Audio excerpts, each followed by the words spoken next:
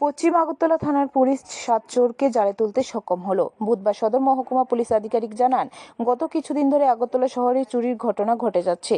কিছু চুরির ঘটনায় চোরকে গ্রেপ্তার করা হয়েছে। তাদেরকে জিজ্ঞাসাবাদ চালিয়ে বেশ কয়েকজন চোরের নাম জানা যায়। তারপর পূর্ব ও পশ্চিম থানার ওসিকে নির্দেশ দেওয়া হয় একটি টিম গঠন করে চোরদের গ্রেপ্তার করার জন্য। যথারীতি মঙ্গলবার 7 জন চোরকে গ্রেপ্তার করা হয়েছে। তাদের কাছ থেকে চুরির কাজে ব্যবহৃত সকল ধরনের সরঞ্জাম উদ্ধার হয়েছে। ওদেরকে আমরা অ্যারেস্ট করেছিলাম।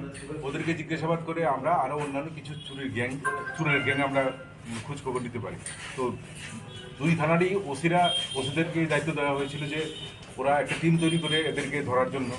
তো গতকালকে মোট 7 জনকে ধরা হয়েছে, যাদের কাছে চুরি করার জন্য সমস্ত ধরনের সরঞ্জাম এদের কাছে ছিল এবং চুরি করার জিনিসও পাওয়া গেছে, মোটর, ব্যাটারি এগুলিও পাওয়া গেছে।